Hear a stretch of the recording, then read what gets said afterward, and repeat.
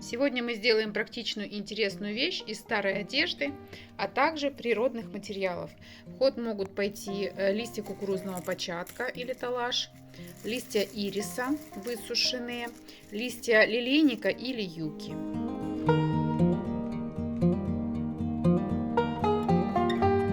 Чтобы внести свой вклад в защиту природы от полиэтилена, я предлагаю вам сшить эко-шопер. Размеры мы возьмем вот с этого шопера. Он мне нравится по форме и удобству. Для нас сейчас главное понять размеры его основания, вот эти, потому что я хочу сделать здесь плетеные элементы. Здесь у нас будет 10 сантиметров и 40 сантиметров по ширине. Для чего это нужно? Я делаю чертеж для того, чтобы вот по этому принципу, начиная вот отсюда, сделать основание для плетения. Как вычислить размер? От угла под 45 градусов проводим 2 линии. Вот так вот. И, соответственно, находим длину первого элемента. Для удобства вот этот чертеж я креплю на картон и приклеиваю скотчем, потому что мы будем работать с влажным материалом, и таким образом будет максимально удобно и практично. Сегодня я хочу использовать вот этот вот способ плетения. Он отличается тем, что подхваты с лицевой стороны не видны, они остаются сзади. По итогу должно получиться вот нечто подобное. То есть здесь у нас будут просто полосы, и получится вот такое объемное основание, но здесь оно у меня было круглым. А в данном случае мы будем стремиться к прямоугольному такому основанию для сумки. Еще одна интересная деталь сегодняшнего проекта — это то, что мы будем использовать листья талаша, но не простые, а окрашенные. Я красила обычной краской для волос. Обратите внимание, что не басма, не хной, просто краской для волос. Это недорогой. И это дало мне вот такое вот разнообразие оттенков в одной очень приятной природной гамме. Если вы захотите работать с ирисом, то здесь уже оттенок задан. То же самое касается юки и лилейника. Это у нас уже обработанный материал. Его уже кипятком можно не заливать, а просто размочить. Если будете работать с обычным талашом, вот этим листом кукурузного початка, то его лучше кипятком залить на несколько минут. Вот это мы размачиваем и потом разрываем на полосочки, убирая вот здесь плотные элементы. Если будете работать с ирисом, он длинный, поэтому придется порезать его на полоски примерно 18 сантиметров и, скорее всего, потом еще поделить пополам. Вот так будет выглядеть готовый материал. Его можно во время плетения удерживать в целлофановом пакете или в мокром полотенце. А если он останется на следующий день, либо в холодильнике, либо в морозильнике его держите, либо просто высушите и потом в следующий раз опять размачивайте. Можно понять, что здесь в основе плетения идет жгут, на который производится намотка, и жгуты соединяются друг с другом определенным способом. Но что будет в основании вот этой вот полосы? Да? Смотрите, здесь в середину можно вложить как сам материал, но его может быть у вас недостаточно, так и другие материалы. Например, у меня это полоска из джинсов. Я подобрала его, исходя из цвета самого материала. То есть, если вдруг где-то здесь при высыхании будет какая-то щель, то материал не будет бросаться в глаза. Также можно использовать сухую длинную траву, можно использовать провода в обмотке, вот, ну, и либо сам материал. Разрезаем на полоски шириной, вот в моем случае это 4,5 сантиметра, потому что ткань сама по себе очень плотная, но это может быть 8 сантиметров. Здесь проверяйте, чтобы толщина в итоге была примерно как карандаш. И можете использовать вот такую вот картонную втулку от ниток. Вот. Я буду делать 4,5 сантиметра. Просто рвем руками вдоль брючины. Что еще нам понадобится для плетения? Обязательно нужен вот похожий инструмент. Это может быть лопаточка для маникюра, это может быть стек для лепки, вот что-либо похожее, вот такое плоское и не острое. Дальше желательно сделать вот такой инструмент. Это любая проволочка, может быть разогнутая скрепка. И кончик здесь просто я обмотала изолентой, скотчем, лейкопластырем, чем угодно. То есть вот такой инструмент. Ну и прищепка. Как начать плетение? В случае с кругом мы начинаем вот отсюда. И здесь изначально делается что-то типа кольца, а от него идет уже дальнейшая работа. В нашем случае основание должно быть вот таким вот длинным. Вот здесь вот я уже сплела готовую деталь. И хочу показать, что вот здесь есть начало. Вот потом здесь полоса идет сюда, изгибается и идет сюда дальше. И вот здесь уже нам нужно соединить эти две полосы воедино и пойти дальше вокруг них. Что мы делаем? Так, вот у нас есть вот такая вот деталь. К ней мы прислоняем с одной стороны вот так вот длинную такую вот полоску и держим ее плотненько здесь. Дальше наша задача смотать вот здесь вот начальную вот такую вот часть максимально плотно, чтобы вот эта вот полоса потом сильно там удерживалась. То есть вот насколько у вас есть сил, наматывайте плотно, с большим нахлестом. Так, проверим. Вот она держится хорошо. И подобным же образом мы продолжаем наматывать просто полосы одна на другую с большим нахлестом. Так, вот одна закончилась полоса. Берем другую, удерживаем пальчиком и опять же с нахлестом. Вот, продолжаем таким же образом, пока мы в нашем случае не достигнем вот этой длины. Делаем поворот вот так вот. И вот этой полосой новой будем связывать здесь и продолжать намотку. Так, значит, выводим вот сюда эту полосу и вот эту большую полосу убираем вверх. Вот этот хвостик чуть-чуть проворачиваем вот так и убираем под этот палец. Таким образом мы вот уже соединили верхнюю и нижнюю часть. Дальше начинаем наматывать вдоль верхней полосы ткани. Еще раз показываю, вот эта полоска.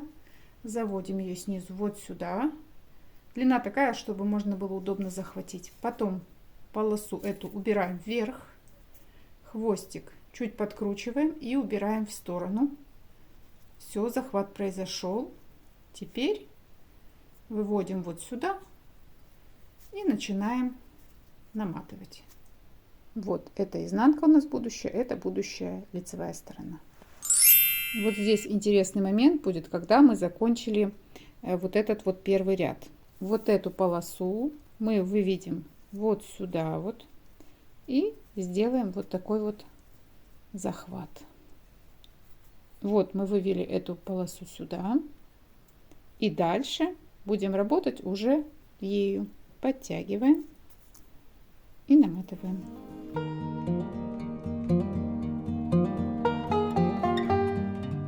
Вот таким образом мы уже начали работу, которая будет у нас идти дальше, круг за кругом, чтобы образовать большую площадку. Теперь дальнейшая работа будет строиться примерно по тому же принципу, что до этого, но будем заводить полосу либо вот сюда после захвата, либо чуть-чуть не доходя до захвата, чтобы плетение не искривлялось. Берем полосу и при помощи этого инструмента заводим на другую сторону. После этого выводим вот сюда, уводим полосочку вверх, здесь прокручиваем и уводим влево. И здесь очень важно начать мотать так, чтобы не образовалось никакого расстояния между намотками. Поэтому лучше чуть-чуть даже с запасом зайти на предыдущую намотку. Дальше подтянули с нахлестом, продолжаем наматывать уже новую полосу. Смотрим на эту сторону, чтобы здесь все было тоже аккуратно.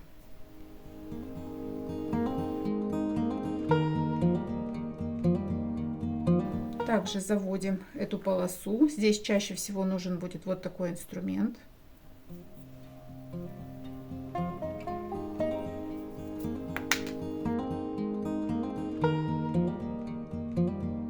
И загибаем здесь так, чтобы вот здесь вот образовалось пустое пространство, а угол приблизился к прямому.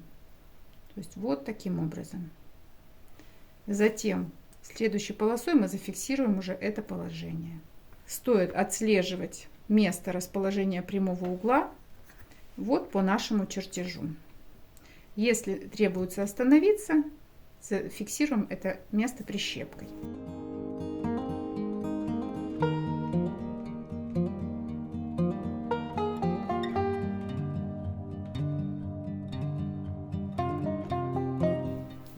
Выдвигаем вот в эту сторону, то есть не в эту, а в эту. Вот так вот.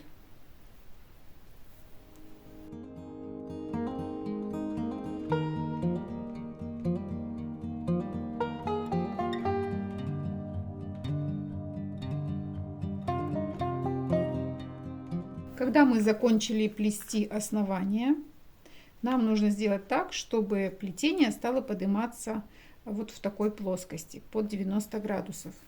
То есть мы сплели основание, и теперь нужно делать бортик. Как это делать? Делаем те же самые манипуляции, но теперь держим полосу не в этой плоскости, не так, а поднимаем ее под 90 градусов. Вот в таком положении. Вот так. Вот что у нас получается. Спустя некоторое время у меня получается вот такая вот корзинка, которая должна стать основой для нашего шопера. В принципе, вот это уже может быть и готовым изделием. Если добавить ручки, то это может быть корзинка для каких-нибудь баночек, чего-то подобного. Но для нас это пока полуфабрикат. И чтобы корзинка не стягивалась кверху, важно тянуть будет не сюда, а наоборот чуть-чуть отдавать в эту сторону. Нужно закончить теперь нашу корзиночку. Вот здесь обязательно срезать на косую, чтобы максимально утончить кончик. Вот таким образом. И свести к уголку уже на 0. Вот так вот. Здесь будем сейчас приматывать примерно тем же способом.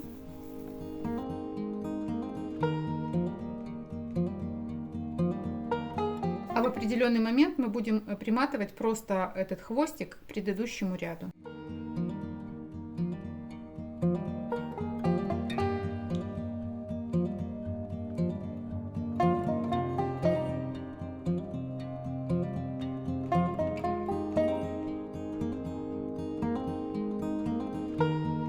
Высота готовой сумки 34 сантиметра, но не будем забывать, что нужно добавить еще ткань для того, чтобы сделать дно.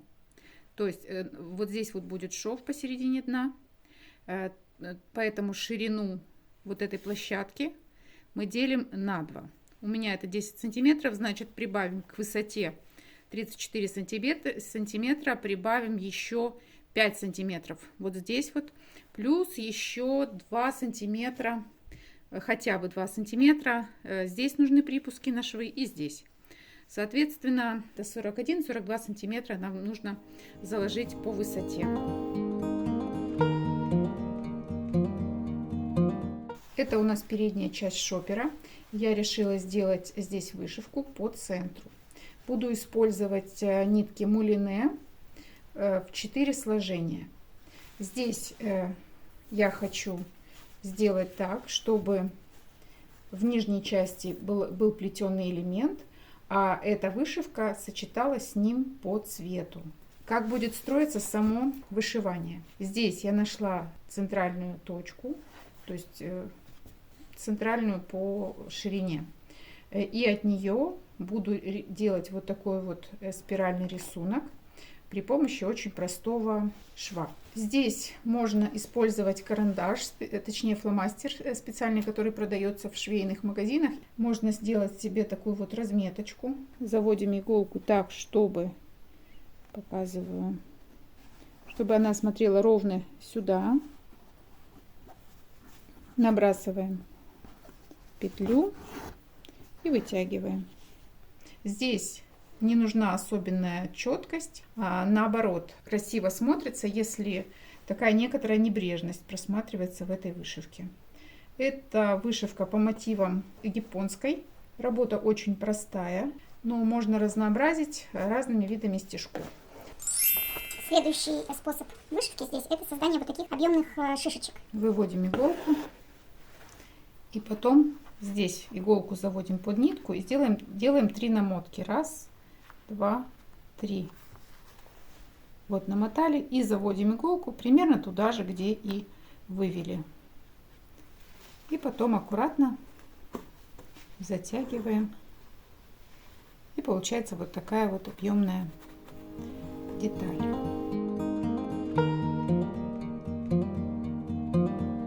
Вот такая вышивка у меня получилась.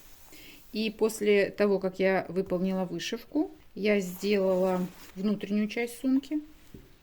Вот здесь вот получилось у меня вот такое вот пока единое полотно с кармашками. То же самое с задней частью сумки. Длина ручек 63 сантиметра, а расстояние между центрами вот здесь вот 21 сантиметр. Затем я вот разложила 2 полотнища одно на другое. И вот здесь по краю вот так я проложу шов и оставлю только небольшой вот такой зазор. Здесь не будет шва, для того, чтобы потом вывернуть. И теперь минутка магии.